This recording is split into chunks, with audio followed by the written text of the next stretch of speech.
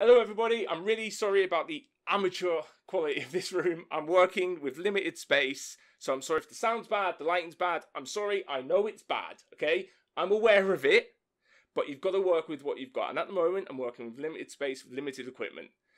But that brings me on to working with what you've got. Force feedback wheels, yeah? Absolutely amazing. Fantastic, they give great feedback. And it feels amazing to drive the car on the limit with the feedback through your fingertips. Power sliding around the corner on the limit, feeling it through your fingers feels awesome. It feels amazing, and it is the best hobby that anybody could possibly have. It feels amazing, right? And to be able to do that at home with a wheel, it doesn't matter. Like, I used to be like, oh, my force feedback has to be super heavy. No. If you're playing iRacing, open up the black box, do a few laps, click auto, do a few more laps, click auto again, turn the black box off, and you're away. That is all the force feedback you're going to need to have a really good experience, for it to feel amazing and to be able to catch the car. Other people will disagree, but keep it simple, stupid. That works for me. The car feels amazing, and what more could I ask for? Anyway, better brakes. So, I only have these cheap pedal sets. This Thrustmaster one here. It comes with the T80 and the T150, I think. No. Yeah, but yes, they do, because the only difference is these metal plates. The ones that come with the T80, the only difference is it's plastic instead of metal. Yeah, I know, it's yeah. Anyway, I've got T3PAs now. They're much better, and they give me everything I need for now. Yes, I would love better brakes. I'm really sorry about the sound. I know it's bad. Okay, I'll just show you it, and then there you go. It's the rubber brake mod. Okay, so I've got the rubber brake mod installed, but it wasn't giving me the feedback I needed. I couldn't feel the limit of the car, unfortunately. And you need to be able to have confidence in your brakes. You need confidence in your brakes. So I've put the brake mod in as close to the pedal as I can get it. If it was any more unscrewed, it would fall out. I wanted it as close to the pedal. I didn't care about travel, how far your foot will travel.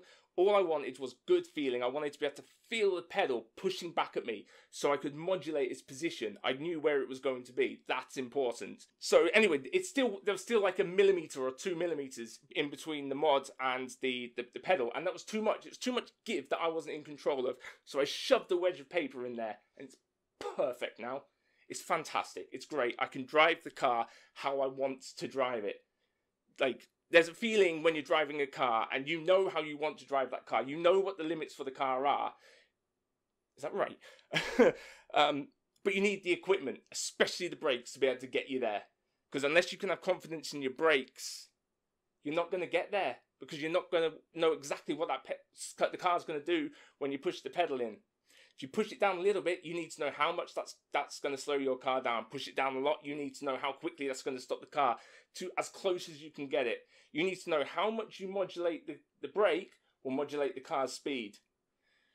A good way to practice this is to lift and coast. Lift and coast as you're coming towards a corner, and then as the car's slowing down, because you'll see how much the car is slowing, you'll then know how much brake pressure you need to slow the car down. So it's a good way to practice knowing how much the brake is going to affect the car.